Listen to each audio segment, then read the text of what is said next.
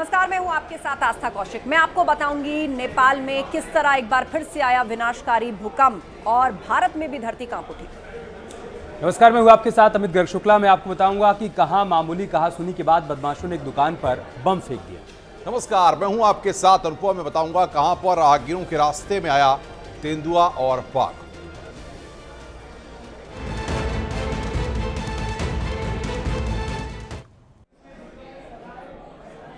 अक्टूबर महीने में नेपाल में 3 भूकंप आए थे।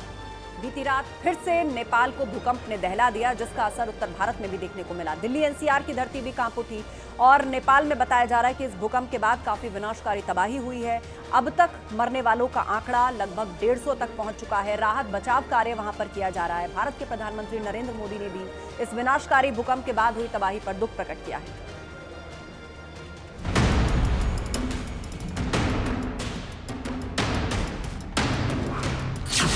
नेपाल में आया जलजला, भूकंप से दहल उठा नेपाल।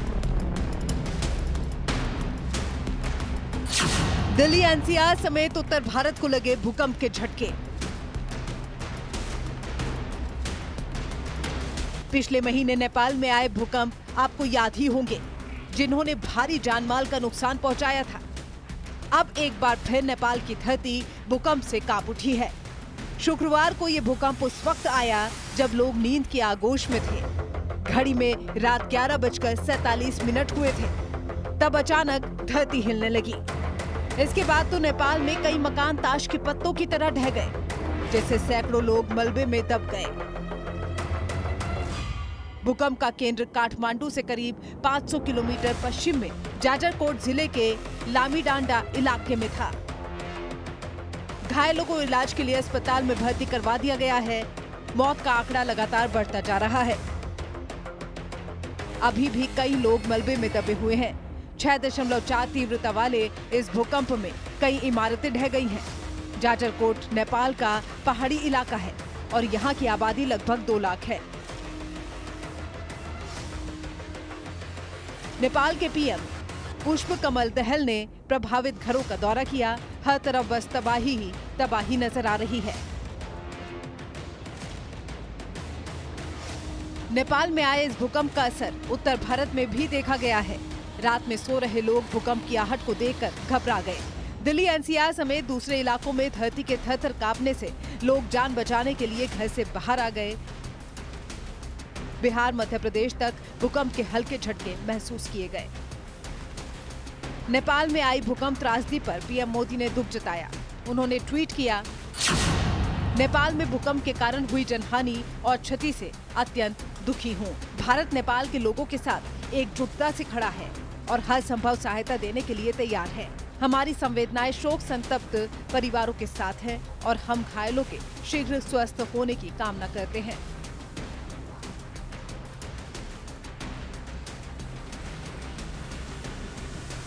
नेपाल में पिछले कुछ महीनों के अंदर भूकंप की घटनाओं में बढ़ोतरी देखी गई है।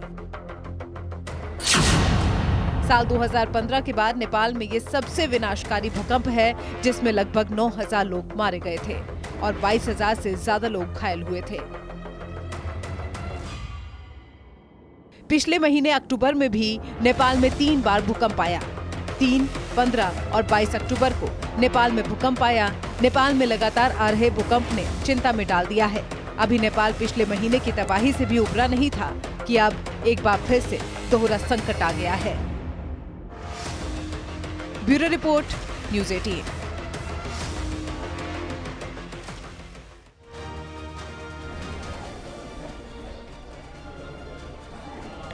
और अब खबर मध्य प्रदेश के उज्जैन से है, जहां पर 2 युवक शराब की दुकान पर पहुंचे। वहां उनकी कहासुनी हो गई। उसके बाद वो इतना आग बबूला हो गई कि दुकान पर बम बरसाने लगे।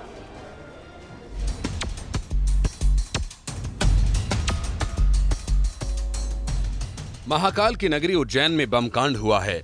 2 आरोपियों ने मिलकर एक दुकान पर पेट्रोल बम फेंक दिया और फिर इलाके में अफरा तफरी मच गई, जिसका वीडियो सामने आया। दरअसल 2 युवक एक शराब की दुकान पर पहुंचे, जहां किसी बात को लेकर दुकानदार के साथ विवाद हो गया, जिसके बाद दोनों आरोपी उस समय तो वहां से निकल गए, लेकिन कुछ समय के बाद दुकान पर पहुंचे और हाथों में एक बोतल जिसमें कुछ लिक्विड सा था, फिर दोनों ने मिलकर उस बोतल में माचिस से आग लगा दी और दुकान पर फेंक दिया। तस्वीरों में भी आप देख सकते हैं, पेट्रोल बम फेंकते ही अफरा तफरी मच गई। दुकान के बाहर खड़े कुछ लोग भी इसकी चपेट में आ जाते हैं। दोनों आरोपी बेखौफ होकर पेट्रोल बम फेंकते हैं और ऐसे में अब पुलिस प्रशासन की कार्यशैली पर सवाल खड़े हो रहे हैं, क्योंकि आचार संहिता के चलते चप्पे चप्पे पर चेकिंग चल रही है। फिलहाल कोतवाली पुलिस इस पूरे मामले की जांच कर रही है।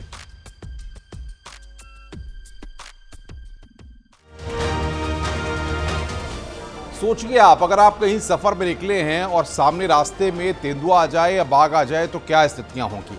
कुछ ऐसी ही तस्वीरें और स्थितियां पैदा हुई हैं चित्रकूट में और मध्य प्रदेश में, जो हम आपकी स्क्रीन पर अब इस रिपोर्ट के जरिए दिखा रहे हैं।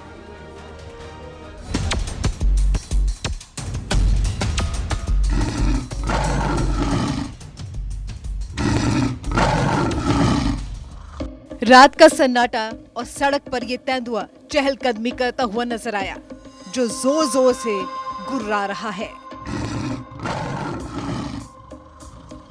चित्रकूट से ये तस्वीरें सामने आई हैं। रानीपुर वन्य जीव विहार का ये इलाका है, जहां बीच सड़क पर ये तेंदुआ घूमता हुआ दिखा। तभी सड़क से ये गाड़ी गुजरी। सड़क पर तेंदुए के जोर जोर से गुर्राने की आवाज को सुनकर गाड़ी सवार भी दहशत में आ गए।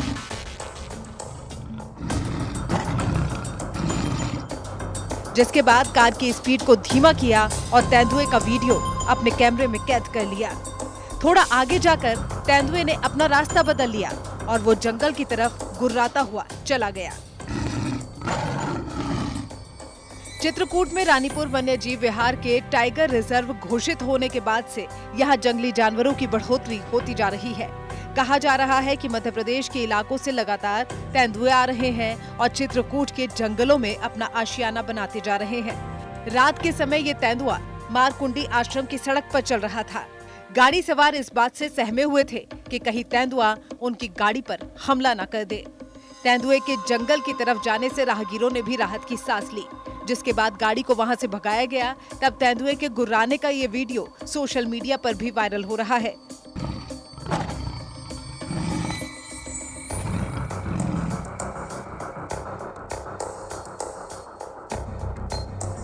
वहीं मध्य प्रदेश में एक बाघ ने पर्यटकों का रास्ता रोक लिया। टाइगर स्टेट एमपी में बाघों का कुनबा लगातार बढ़ता जा रहा है और इसी वजह से अक्सर बाघ दिखाई देने लगते हैं। उमरिया के बांधवगढ़ टाइगर रिजर्व में भी ये बाघ शाही अंदाज में चहलकदमी कर रहा था। सैलानियों की 2 जिप्सी भी आगे बढ़ रही थी, लेकिन जैसे ही सामने बाघ को देखा, गाड़ियों में ब्रेक लग गया और सभी लोग बाघ को देखते ही रह गए। बाघ के गुजरने के बाद ही सैलानी आगे बढ़े। दरअसल इन दिनों बांधवगढ़ टाइगर रिजर्व को सैलानियों के लिए खोल दिया गया है। जब पर्यटक टाइगर रिजर्व के तालाकोट जोन में मॉर्निंग सफारी पर निकले तो उनका बाघ से सामना हो गया। सैलानियों को बाघ के दर्शन तो हो गए, लेकिन कहीं न कहीं मन में डर भी दिखा। Bureau report, news 18।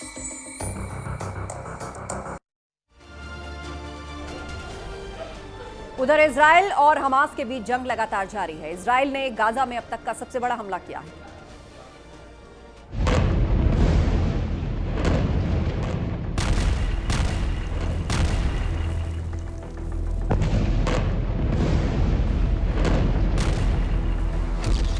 हिजबुल्लाह की धमकी से गुस्से में नेतन्याहू।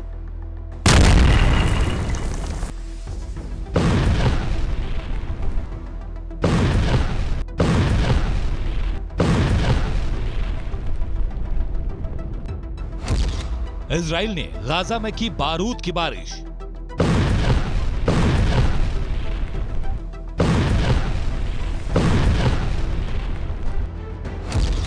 जंग के 29वें दिन गाजा पर हमले भीषण।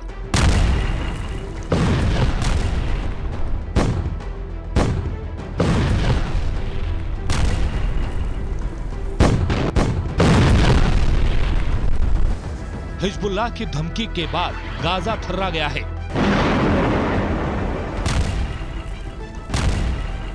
पिछले 24 घंटे में गाजा में बम, गोले और बारूद की बारिश हो रही है।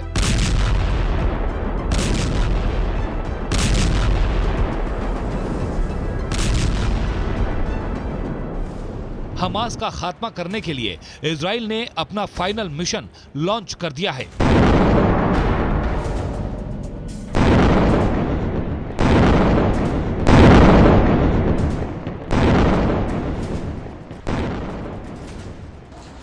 और अब हमास के साथ हिजबुल्लाह भी सीधे तौर पर इजराइल के टारगेट पर आ गया है।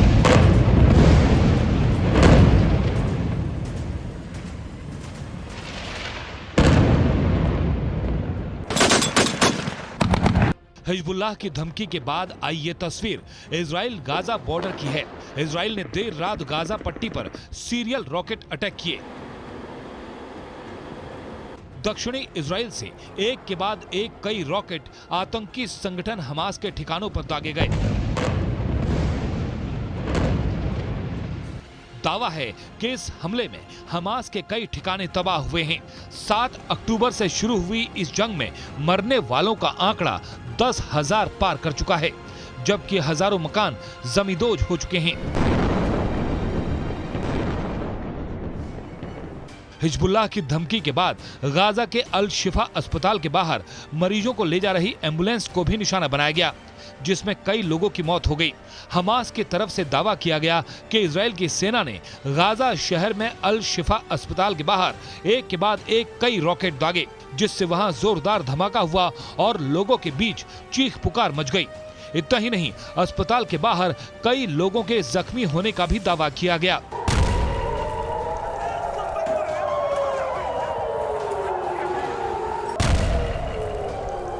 मतलब इजराइल और हमास के बीच युद्ध हर बीतते दिन के साथ भीषण होता जा रहा है।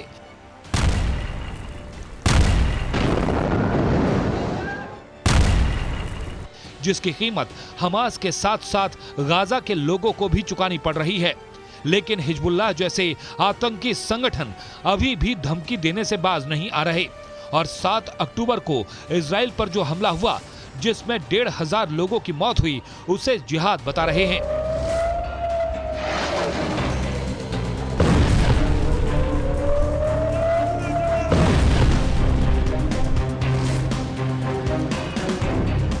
हसन नसरल्लाह ने दावा किया है कि इजराइल के कई सालों से किए जा रहे ऐसे ही जुल्मों ने हमास को 7 अक्टूबर जैसा हमला करने पर मजबूर कर दिया।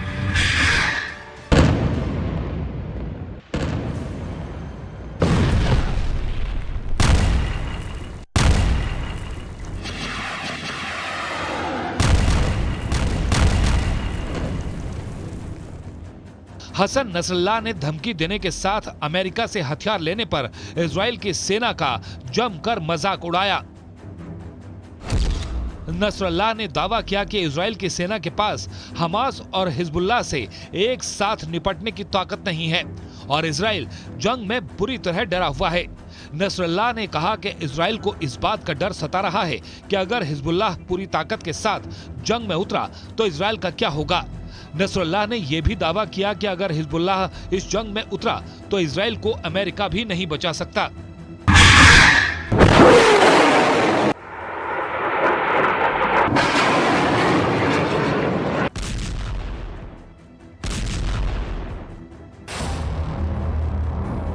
हमास से जारी जंग के बीच नसरल्लाह की इन धमकियों के बाद अब इजराइल के प्रधानमंत्री नेतन्याहू बहुत ज्यादा गुस्से में हैं। बेन्यामिन नेतन्याहू ने हिजबुल्लाह के चीफ को 2 टूक कह दिया कि वो इजराइल को मिटाने के सपने देखना छोड़ दे। हसन नसरुल्लाह को जवाब देते हुए नेतन्याहू ने साफ कर दिया कि इजराइल की उत्तरी सीमा पर अगर हिजबुल्लाह ने जंग छेड़ने की गलती की तो उसका सफाया हो जाएगा।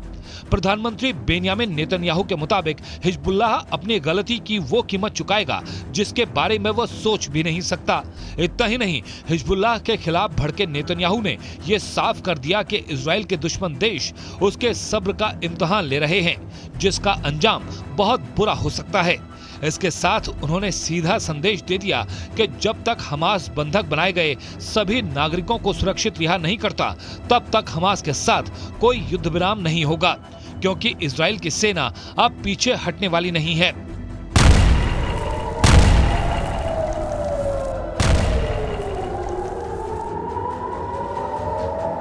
पिछले कई दिनों से हिजबुल्लाह लगातार लेबनान सीमा पर हमले कर रहा है, जिसका जवाब देने के लिए नेतन्याहू ने भी अपनी सेना को खुली छूट दे रखी है और अब हिजबुल्लाह की धमकी के बाद जंग और भी ज्यादा भीषण होने वाली है।